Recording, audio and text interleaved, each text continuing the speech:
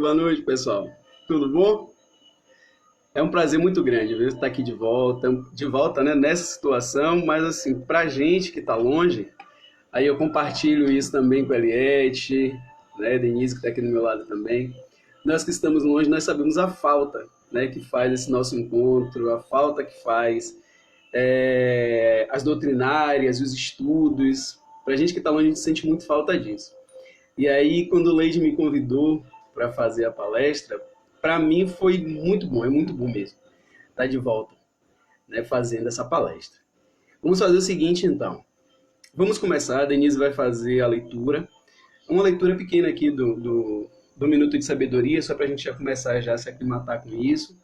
Em seguida, eu vou fazer a prece e nós vamos dar início à nossa conversa, né, de hoje. Essa palestra é diferente, mas vamos fazer essa palestra da melhor maneira possível, tá certo? Boa noite, meus amigos. Então, vamos começar fazendo a leitura do livro Minuto de Sabedoria, de Carlos Torres Pastorini, para alegrar nossa noite e começar a nos ambientar ainda mais, para que possamos sentir as vibrações. Eu sei que é difícil, fica distante, né, por ser uma rede social, mas que façamos ao máximo para ser uma noite pacífica e iluminada. Vamos lá. Tudo coopera para o bem daqueles que amam a Deus. Então, manifeste constantemente a todas as criaturas que são a manifestação da divindade em redor de você. Deus revela-se ao homem através do próprio homem. O melhor meio de amar a Deus é saber amar ao próximo, relevando-lhe as faltas, compreendendo seus problemas e ajudando-o em todas as circunstâncias.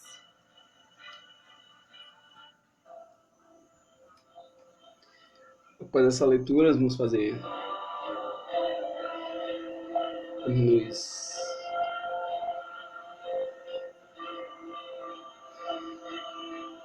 agradecer a Deus por este momento, por estarmos juntos em pensamento. Então, nesse momento, nós pedimos, né, espiritualidade maior que nos envolva, que nos abençoe, que dilate o nosso pensamento para que a gente possa entender melhor as palavras dessa noite, que possa haver uma identificação com o tema, que possamos entender, filtrar dele aquilo que possa ser de melhor para os nossos dias. Mestre amigo, espiritualidade presente, nos intui e nos envolve hoje e sempre. Que assim seja, Senhor.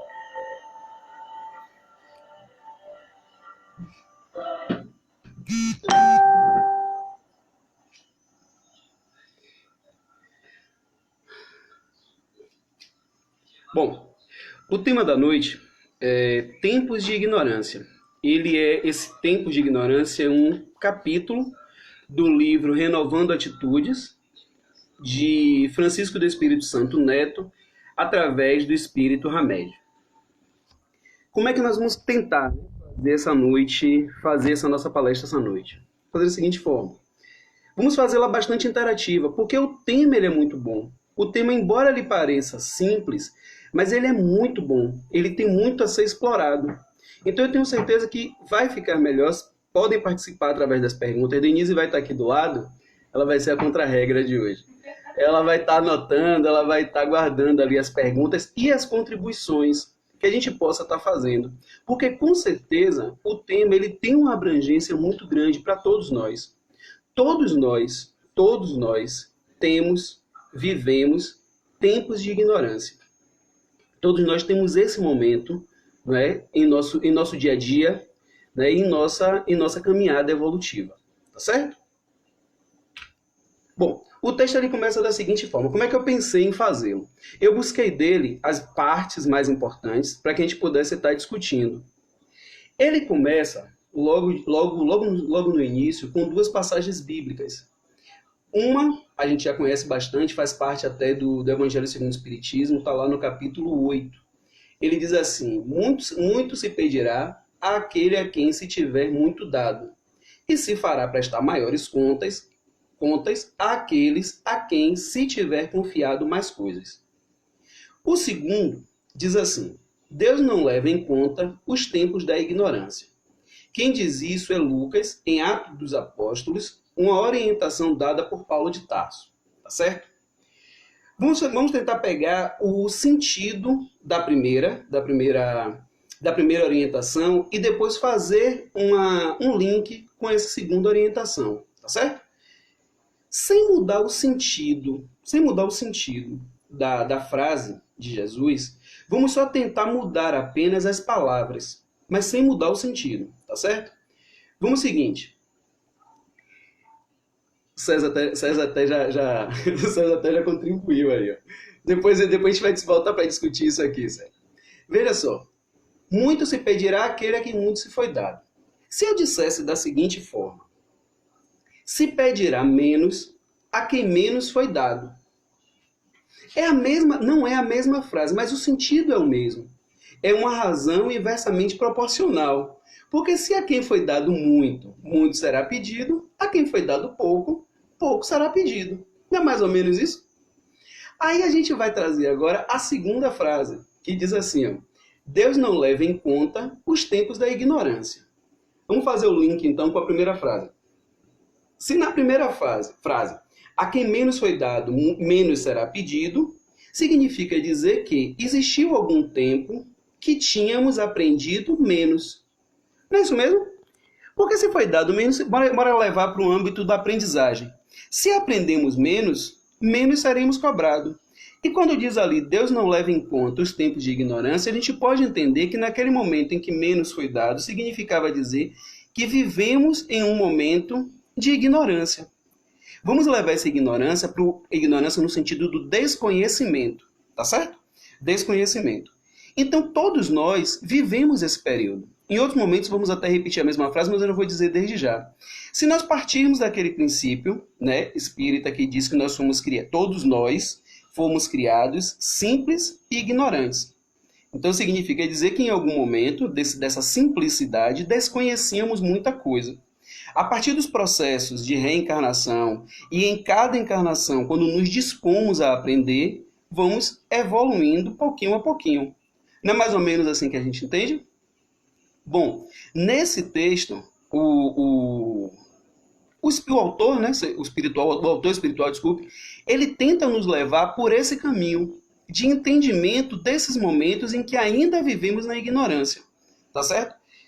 Discutir esse tema, gente, no dia de hoje, principalmente quando a gente começar a falar sobre os processos de culpa que nós, seres humanos carregamos, é extremamente importante. Precisamos discutir as nossas culpas. Hoje em dia, nós estamos vivendo o período da pandemia, né, da Covid-19. Precisamos ter todos os cuidados, amplamente divulgado. A OMS tem feito isso, não é isso? Os governos também têm feito isso. Mas nós vivemos também uma outra pandemia, que é o suicídio. Desculpe, uma outra pandemia que nós vivemos, que é o suicídio. Muitas pessoas, nos dias de hoje, se suicidam. E muitos desses suicídios, eles são levados por uma outra doença, também ainda negligenciada, que se chama depressão. Eu tenho certeza que, no mínimo, cada um de nós que estamos aqui discutindo esse tema conhece uma pessoa que tem esse grave problema.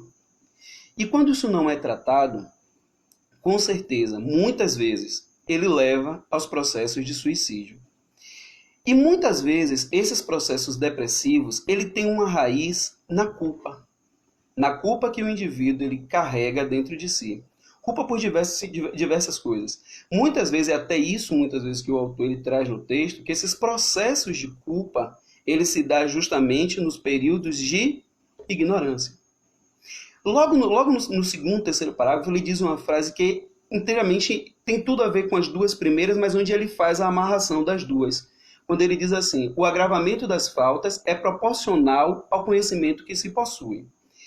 O agravamento das faltas é proporcional ao conhecimento que se possui. Novamente, repetindo a frase, a quem muito foi dado, muito será cobrado. Então, quando a gente erra alguma coisa que a gente já conhece, significa que seremos mais cobrados.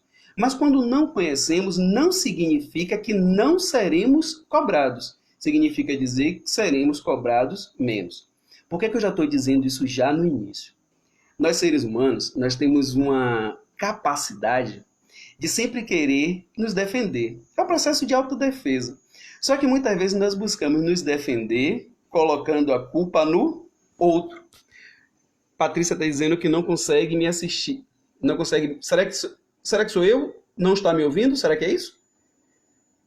Está todo mundo me ouvindo bem? Tem uma senhora que falou que não estava me ouvindo. Esses processos de culpa, muitas vezes, desculpa, esses processos depressivos, deixa eu só pegar a linha de novo. Esse processo depressivo, muitas vezes, ele vai ter a sua raiz na culpa. Porém, quando o autor ele traz essa frase dos agravamentos da falta, não significa dizer em momento nenhum que não seremos responsabilizados.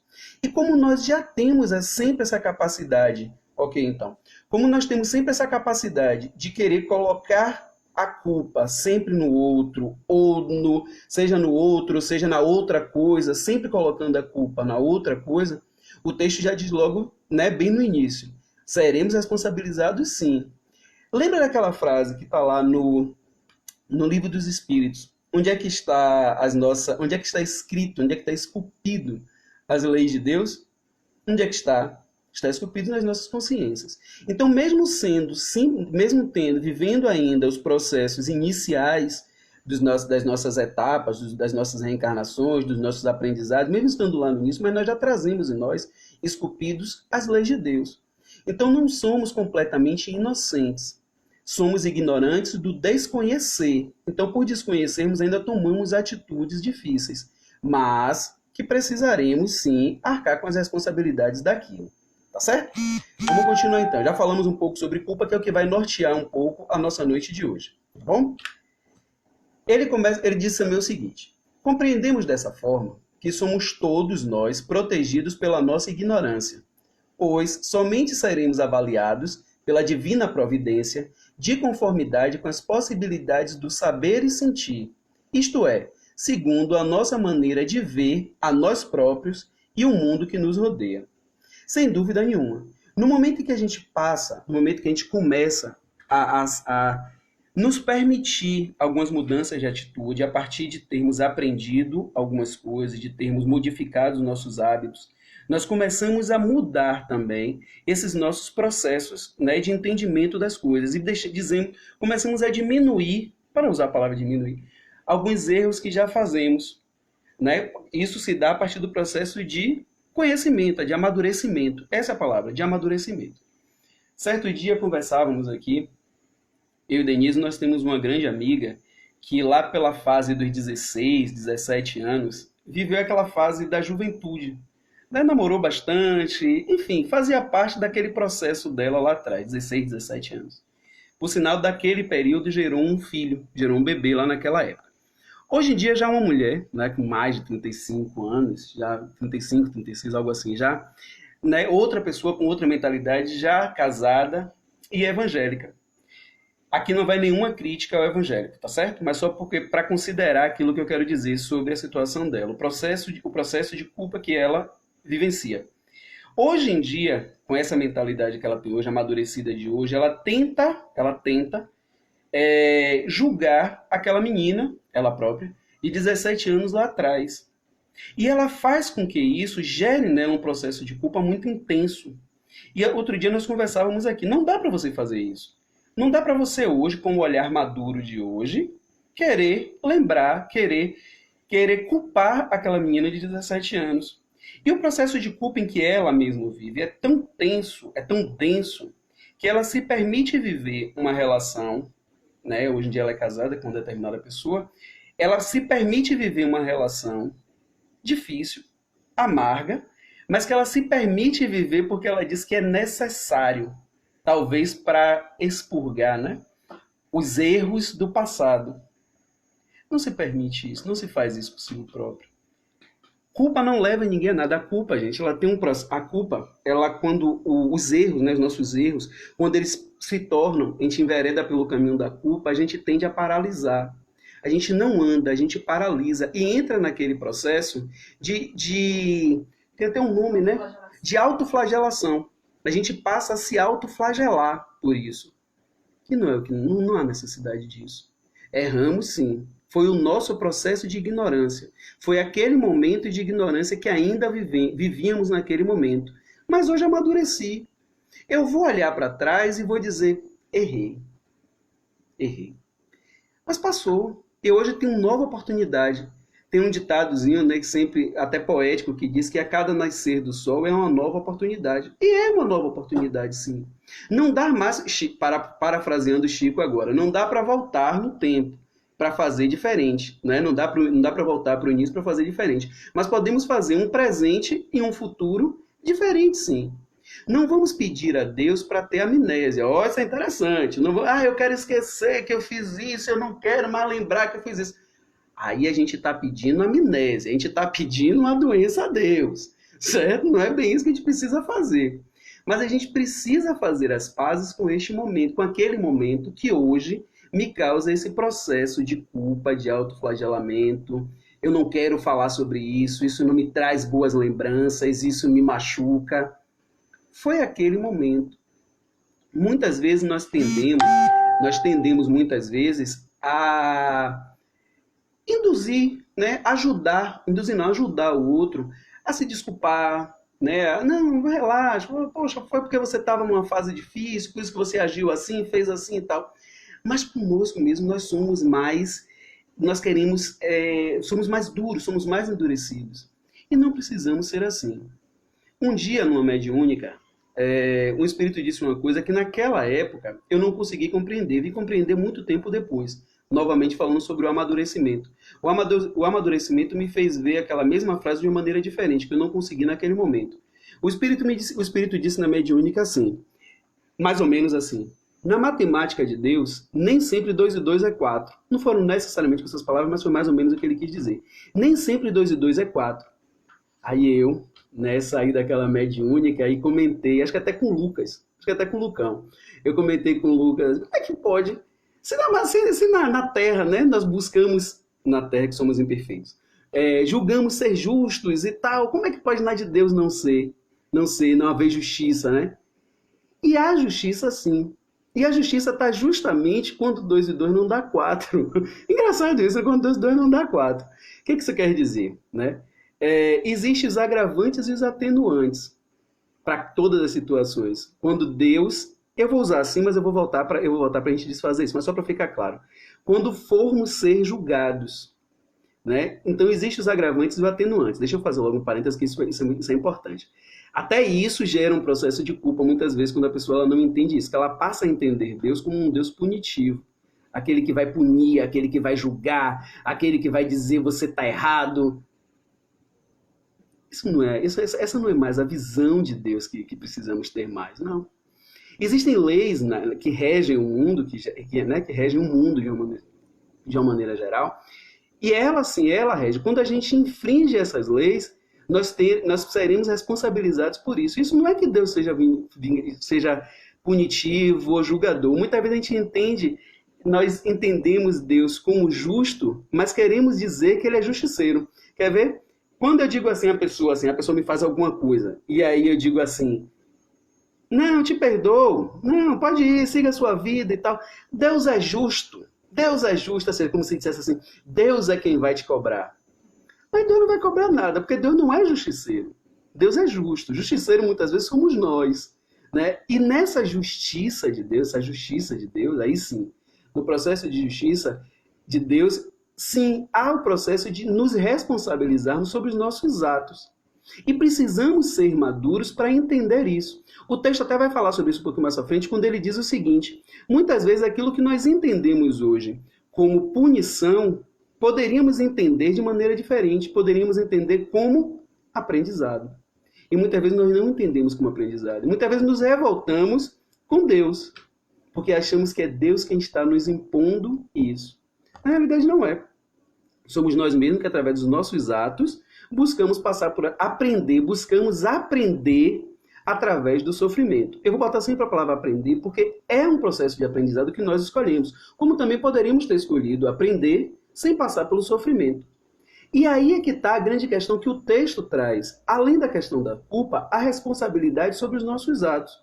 Muitas vezes, mesmo estando nesse período de ignorância, eu já falei isso, mas é bom repetir, mesmo vivenciando aqueles processos de ignorância, do desconhecimento de tais situações, seremos sim responsabilizados, pois afinal de contas infringimos a uma lei. Essa responsabilização é que pode ser mais grave ou menos grave, de acordo aos atenuantes e os agravantes, aqueles que nós vamos ter naquele momento. Nessa matemática, né, mais ou menos assim, essa matemática de Deus na realidade. Exatamente, Simone. Os nossos erros do passado nos servem de lição e aprendizado. Mas aí, esse ponto aqui que Simone Neves, ela disse assim, que os erros do passado servem de lições e aprendizado. Eu vou utilizar logo sua fala porque eu ia falar sobre isso. Amiga, depende de como vemos esse passado. Qual é o olhar que estamos lançando para esse passado? Porque veja só, se eu olhar para trás e entender meu erro e quiser fazer as pazes, vou dizer assim, fazer as pazes com ele para viver melhor, ótimo, positivo. É isso que tem que ser. Eu tenho que olhar para o meu passado, olhar para o meu erro e dizer, amigão, eu errei.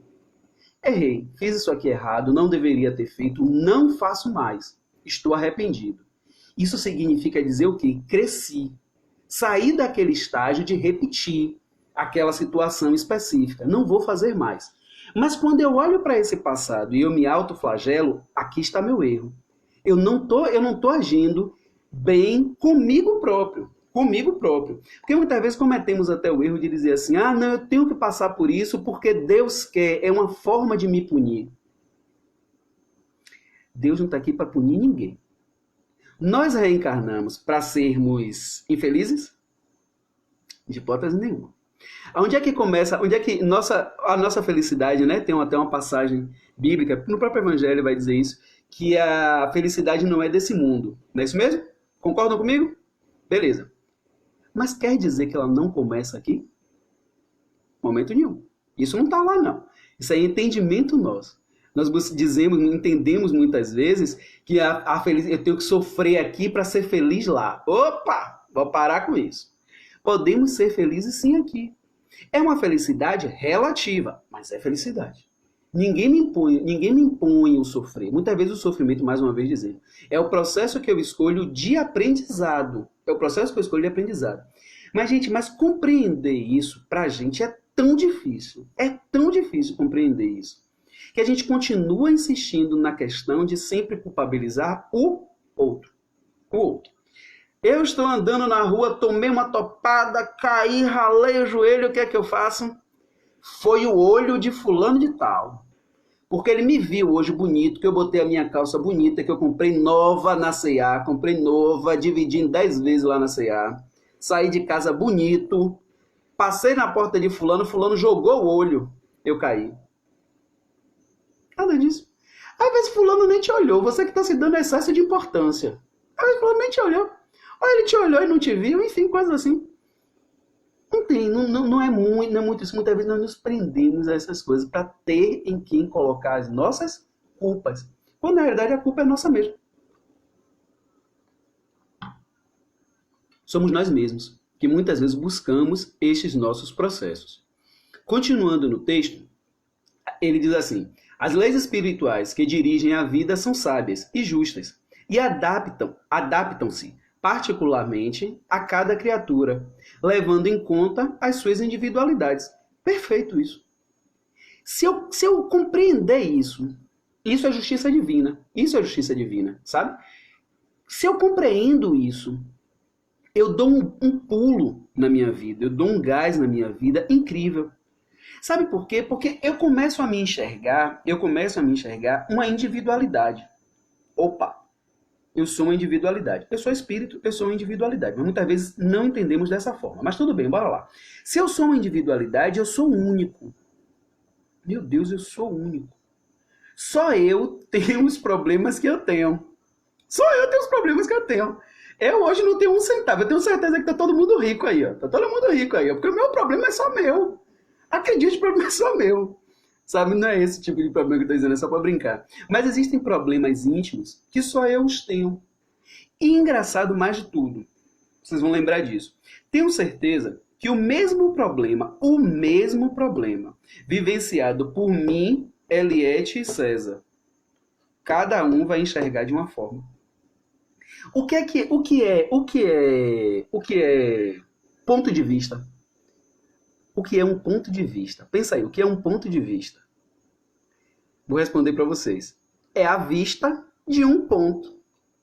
Na realidade, o que isso quer dizer? Se colocar eu aqui, César, eu aqui, Eliette aqui, César aqui. Nós três olhando para o celular. Nós três, certo? Um aqui e um aqui. Acredite, cada um vai enxergar o mesmo celular de uma forma. Não é isso mesmo? É porque ponto de vista é a vista de um ponto. E isso vale para os nossos problemas, para a nossa vida.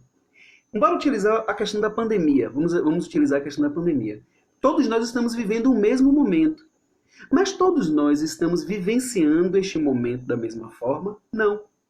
Eu tenho uma amiga aqui, uma senhora muito perto de mim aqui, que ela, para mim, já está começando a me causar pena. Se essa é a palavra, já está começando a me causar pena, porque ela está vivenciando isso de tal forma, de uma maneira tão dura para ela mesma, sabe? Ô, Jane, obrigado por estar aí também, minha amiga. Pode contribuir também, mas vamos nós. Ela tá me causando tanta pena, essa senhora, porque assim, para você ter ideia, quando a gente chega no portão para chamar a vizinha do térreo, ela já sai lá em cima. E aí, como é que tá aí? E aí? Já tem Graças a Deus, eu estou numa cidade que não tem casos ainda, nem suspeitos, nem confirmados, tá certo? Não existe casos aqui. Na realidade, aqui em Santo Amaro só tem gente bonita, que é eu e Leide. Leide tá aí, daqui a pouco ela vai dar um legalzinho aí, porque nós saímos do mesmo lugar, então só tem gente bonita aqui, entendeu? Então, assim, aqui em Santo Amaro ainda não tem casos de nem suspeitos, nem confirmados. Então, essa senhora, ela tá vivendo uma tensão tão grande por conta disso, que ela tá eu tô começando a ficar com pena dela. E já falei à filha dela que eu achava que ela estava no momento de buscar um psicólogo, um psiquiatra. Porque senão talvez ela não consiga vivenciar este momento de uma maneira... Ela não está vivenciando este momento de uma maneira saudável. E quando tudo isso acabar, que eu tenho certeza que vai acabar, tenho certeza que isso vai acabar, ela vai ter problemas, vai ficar com outros tipos de problema. Síndrome do pânico ou outros. Porque ela já está num estado muito intenso da situação. Eu contei isso porque todos nós estamos... É isso mesmo, Leidinha, também concorda? Eu estou dizendo isso porque todos nós estamos vivendo o mesmo momento. Nós precisamos, mas não vivenciamos da mesma forma. Assim são os nossos erros também. Olhar para o passado, olhar para o nosso passado, com um olhar amadurecido do hoje, precisamos ter cautela com isso.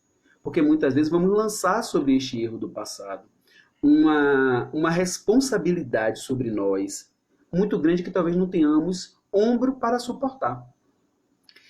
Vamos criar uma situação hipotética aqui, tá certo? Vamos criar uma situação hipotética. Aquela mulher que lá no passado abortou. Bora criar uma situação hipotética. Alguém que matou lá no passado. Puxa, mas eu fiz um crime grave, eu cometi algo grave. Eu matei, enfim, outras coisas aí. Seja lá algo mais grave que tenha sido.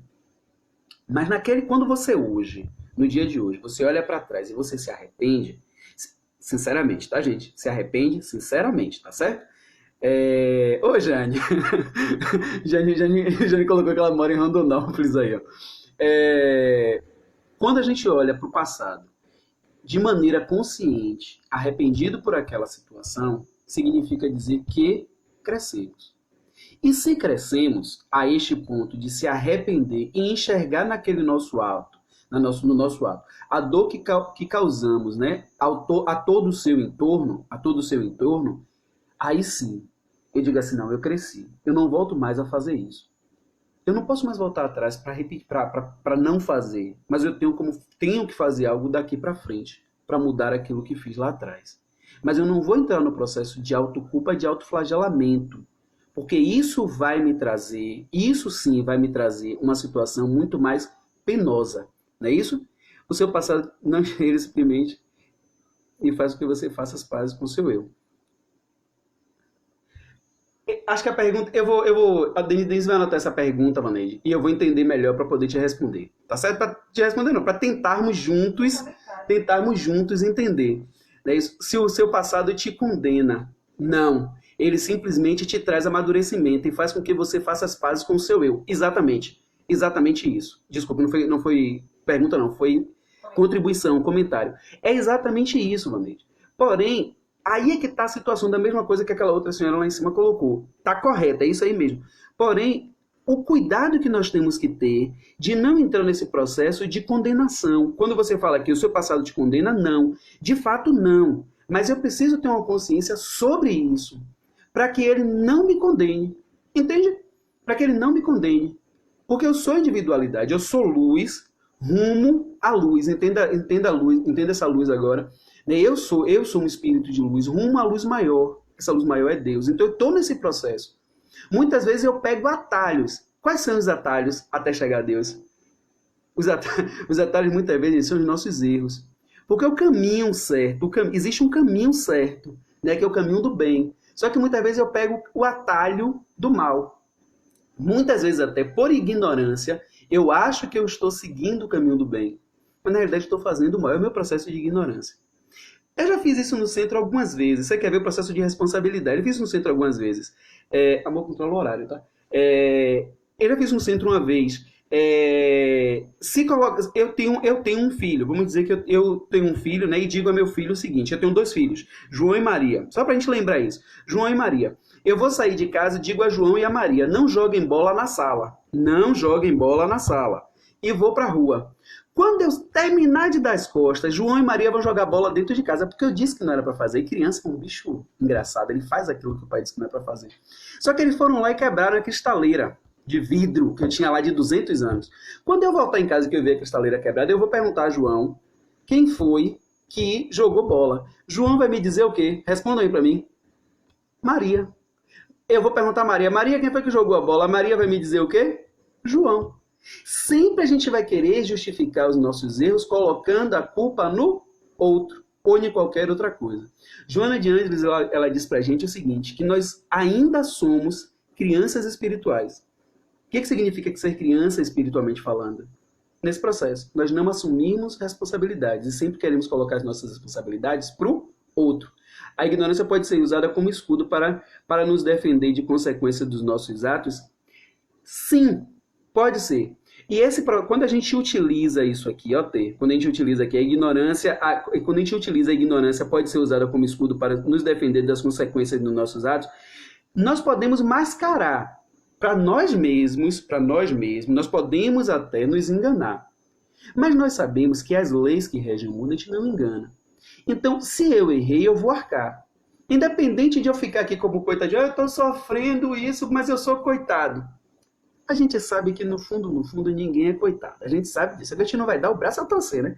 Eu sempre vou dizer que a culpa é do outro. Eu sempre vou dizer, se duvidar, eu vou até dizer que o problema é de Deus. Que Deus até que errou, não fui eu não. Entendeu? Deus errou lá e me botou para sofrer aqui. Eu nunca vou entender que esse sofrimento faz parte do meu processo, que eu escolhi, o meu processo de crescimento. Eu sempre vou querer colocar a culpa no outro. E muitas vezes eu utilizo sim esse processo de ignorância. Só que o que o texto diz, e com certeza quando vocês pegarem para ler, porque Leide me disse que esse livro faz parte de alguns dos estudos da casa, você verá que o texto deixa muito claro a questão da responsabilidade. Existe sim o tempo de ignorância? Ok, existe. Mas existe a responsabilidade? Sem dúvida nenhuma. Vamos ser julgados se a palavra é essa, que nós sabemos que não somos julgados no sentido próprio da palavra, ficando muito claro isso, porque senão a gente passa a imaginar um Deus julgador, um Deus punitivo, as leis universais, né, julgativas. Não, não é isso. Mas nós teríamos a consequência dos nossos atos, seja ela boas ou ruins. Engraçado, eu tenho um filho, né, de 19 anos, e hoje em dia, com 19 anos já, Thales, ele sabe disso. Se eu perguntar, desde criança que eu digo isso a ele, que toda ação na vida tem uma consequência. Eu digo isso a ele desde criancinha. Ele até hoje sabe disso. Tanto que quando ele erra alguma coisa ou faz alguma coisa errada, não sei o que, eu lembro a ele isso. Virou como se fosse um mantra da gente. Sabe? Toda ação tem uma consequência, seja ela boa ou ruim. Aí você que vai escolher como é que você vai achar.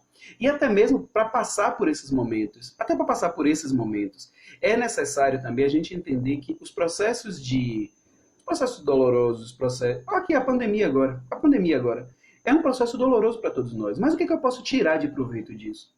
O que eu posso tirar de proveito disso? Não estou dizendo tirar proveito das mortes, do sofrimento, não é disso não, tá certo? Pelo amor de Deus, não é isso que eu estou dizendo não. Logicamente que o ideal seria que isso nunca existisse.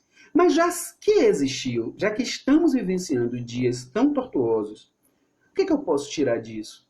Sabe? No meio do caminho, tem que existir alguma coisa que que a gente consiga enxergar como positiva, ou tirar de lição disso. Sabe? Aí fica para todos nós, cada qual decidirmos. Quando alguém se afasta da doutrina, por exemplo, por conta de se manter na ignorância, será menos cobrado? Não.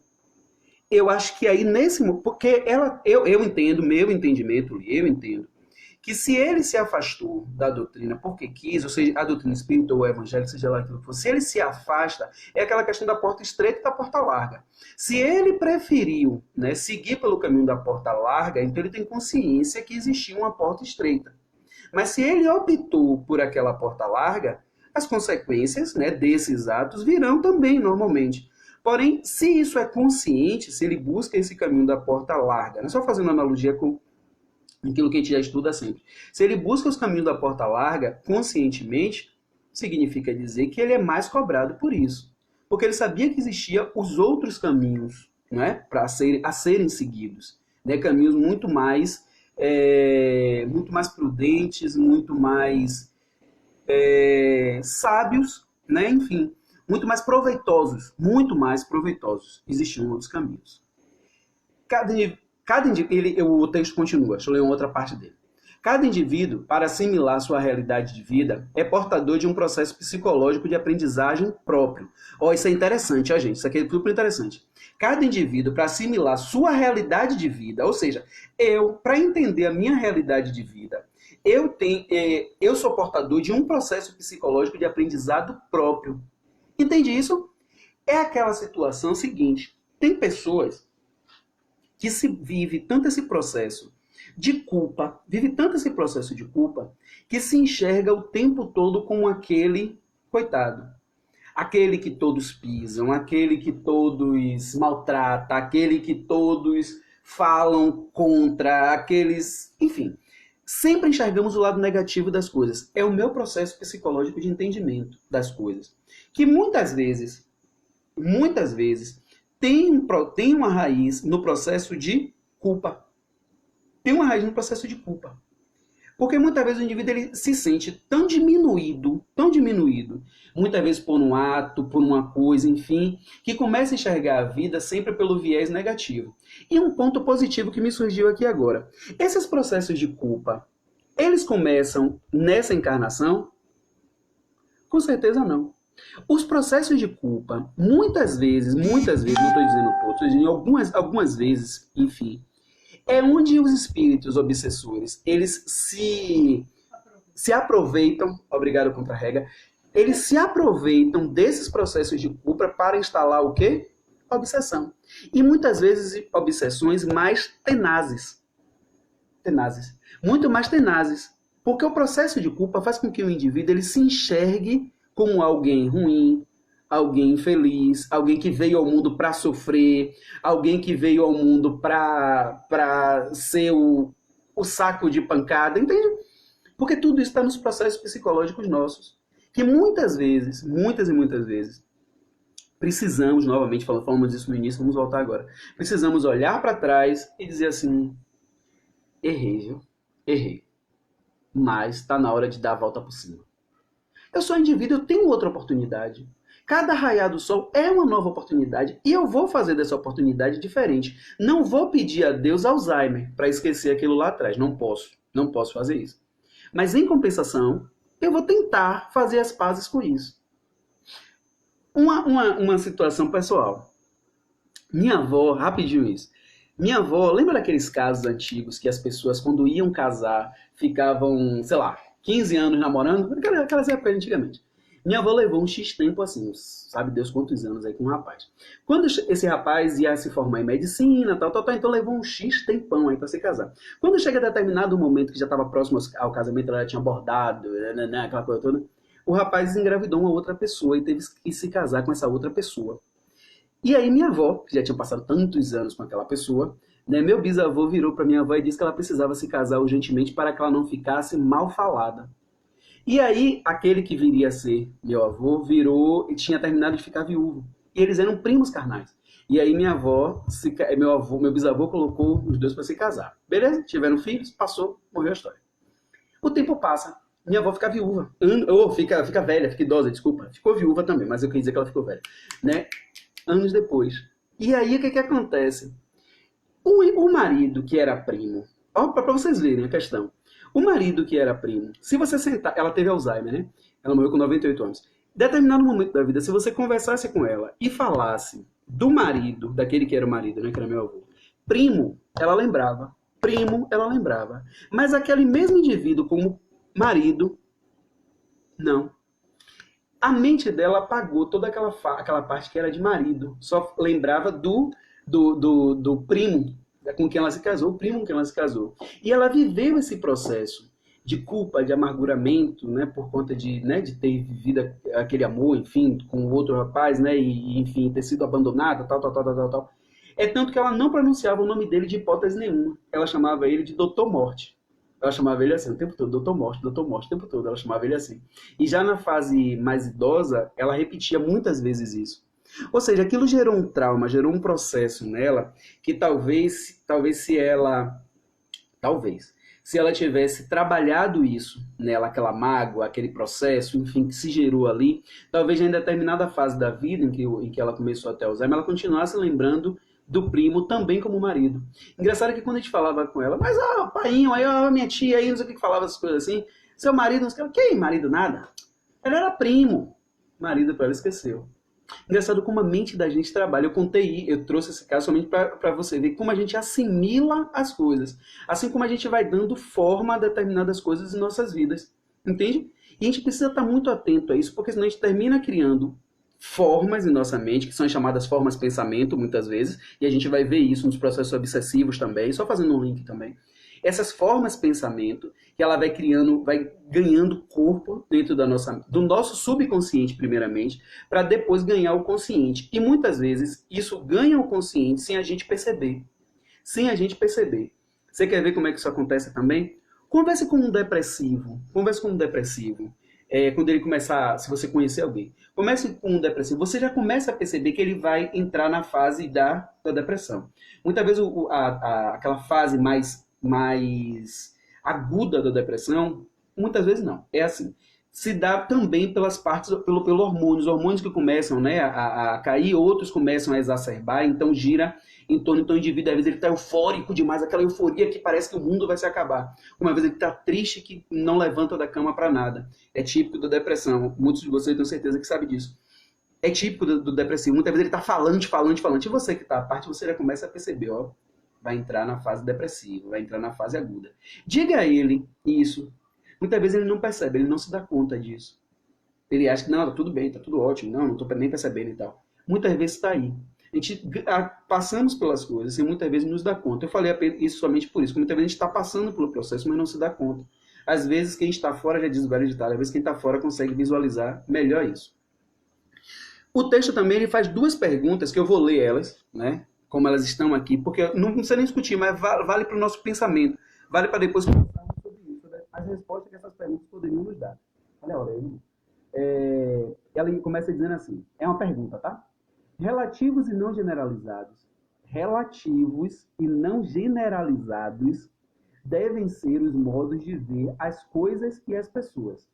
Por que a gente não pode ver, como é que a gente não pode generalizar que cada indivíduo é um indivíduo? Beleza? Isso tem que ser relativizado. O próprio direito penal, né, o próprio direito penal humano, né, classifica e pune os crimes dentro dos padrões de intencional ou doloso, ou seja, quando existe a intenção e quando não existe a intenção. Significa dizer o quê? O ato ele existiu. Agora, houve a intenção? Ok. Não houve a intenção? Outro ok. Então, isso vai balizar as formas com que, vai balizar a forma com que esse indivíduo ele será julgado. Isso eu estou falando no processo moral, tá? Desculpe, no processo da justiça, isso que eu estou dizendo. Na justiça que eu estou dizendo. Será que eu coloquei a mão? Já tirei. Aí ele continua. Passional ou intencional? Porque o poder inteligente que nos rege iria julgar-nos sem levar em conta nosso tempo da ignorância e nossa relatividade? Olha que pergunta interessante. Se a justiça, eu vou usar brasileira, tá? Se a justiça brasileira, só para a gente entender, se a justiça brasileira cometemos um erro, tá certo? Cometemos um erro perante a justiça. Justiça humana, tá? Para nós sermos julgados, situações são levadas em consideração. Tipo, se foi intencional ou não, passional ou não, doloso ou não. Enfim, isso tudo vai aumentando ou diminuindo a nossa pena. Aí o autor faz uma pergunta que é fantástica. Por que o poder inteligente, Deus, que nos rege, iria julgar-nos? Ele usou a palavra julgar-nos, mas a gente já explicou isso antes. Ele utilizou aqui, está dentro do contexto. Mas para o nosso entendimento, esse julgar aqui não é o mesmo julgamento. Tá certo? Ou seja, por que Deus iria olhar? Eu vou mudar, tá? Espiritualidade, a média, só para o nosso entendimento aqui, fiz uma mudança. Por que a inteligência, por que Deus iria olhar para essa situação? Para essa situação que cometemos, sem levar em conta nossos tempos de ignorância e a relatividade? Fica para a nossa pergunta, só para a gente ser mais brandos com nós mesmos. Quando eu digo ser mais brandos, não significa dizer que não temos responsabilidade. Ok? Pra gente não achar, eu preciso ser brando comigo, eu errei, que bobagem, eu sou ignorante. Não, de jeito nenhum. Já não temos mais idade espiritual para isso. Né? Já não temos mais idade espiritual para isso. Nós já sabemos já que nós podemos sim, erramos sim, mas temos o tempo de ignorância, por isso erramos, ok. Mas que somos responsáveis sempre pelos nossos atos. Tá certo? E uma segunda pergunta que ele faz. Segunda pergunta que ele faz. Como educar ou avaliar genericamente usando o mesmo critério? Observe que interessante. Ó. Como é que a gente vai educar ou avaliar, né, uma criança? Crianças que recebem uma educação cheia de energia e vida, ensinadas a questionar e criar, até curiosidade e admiração pela natureza. E outras que só vivenciaram discussões, agressões, comportamentos medíocres, por entre odores de bebidas alcoólicas e nicotina, sem uma visão saudável de Deus. Ao contrário, temerosa, distorcida, adquirida através de crença de um ser ameaçador e temporal. Ou seja, como é que a gente pode julgar, né, duas crianças vivendo contextos completamente diferentes? Não dá para sermos genéricos com tudo. Precisamos levar em consideração uma relatividade. Deixa eu só ler César aqui. Leio nas obras, né, do Espírito Hamed, Renovando as Atitudes, Dores da Alma e Prazeres da Alma, dentre outras. César, eu te confesso que eu tenho, Denise até achou, que horas são? Pronto, Denise até achou esse livro aqui em casa, eu não conhecia o autor não, nem o autor, nem o Espírito também nunca tinha lido nada, mas me parece ser muito bom realmente. César perguntou aqui, Marcelo, você não acha que a ignorância de nós mesmos, da nossa realidade como espírito, é a grande sombra do homem tecnocrata? Tecnocrata destes dias. Meu amigo, sou seu fã a cada dia. Sou fã de César. Amiga, eu acho sim. Eu acho que essa sombra, né, que a gente fala, essa sombra que todos nós espíritos, essa sombra que nós espíritos temos está relacionada sim à nossa ignorância. Agora, é preciso que se leve sempre em consideração que permanecer nessa sombra é um direito nosso. Nós podemos mudar essa sombra, diminuir essa sombra, como? Através de quê? Do conhecimento. Através de buscarmos nos autoconhecer, buscar aprender seja através dos nossos erros ou não, não é? Essa questão da sombra, ela permanece em nós até o momento em que nós decidimos mudar. Ah, Marcelo, eu hoje acordei com vontade de mudar, vou mudar. Vamos parar que não é por assim. Não é de um dia para a noite. Aí tem um livro, não sei se é bem um livro, mas que assim, que é Reforma Íntima sem Martírio. É interessante um dos textos dele, Reforma Íntima sem Martírio, não é isso mesmo? É Hermance Dufour? Minha contra-regra me disse que é e é Hermance Dufour. E eu não lembro o autor, mas Denise disse e tá dito. É um livro muito interessante, porque ela vai dizer pra gente o seguinte, com outras palavras, tá, gente? Só vou só parafrasear. Calma. Não é do dia pra noite, até porque a natureza não dá salto. Ó, mais uma possibilidade de terminarmos entrando em processo de culpa desnecessário. Quando a gente acorda nesses dias e dizer que eu vou mudar, eu vou ser diferente do ontem, o homem novo caiu por terra, o homem velho caiu por terra e a partir de agora vai ser um homem novo. Calma que a natureza não dá salto. Observe que hoje você pode voltar a errar naquela mesma coisa que você errava ontem. Mas sabe onde é que está a diferença? Sabe onde é que está a diferença? Divaldo diz uma coisa que é interessante. Divaldo diz assim, não sei se é algum espírito que diz, mas eu já ouvi através de Divaldo mesmo. Que ele diz assim, cair, todos nós vamos cair na vida, tá? Sempre vamos cair. Porém, que caiamos para frente. Porque quando levantarmos, teremos andado mais um pouquinho. E é verdade, porque cair, todos nós vamos cair. Sempre. A vida é feita de cair e levantar. Mas o grande heroísmo da vida está no levantar. Não está no cair. Porque cair é processo. Agora, quando a gente levanta e diz assim, o que me fez cair foi isso,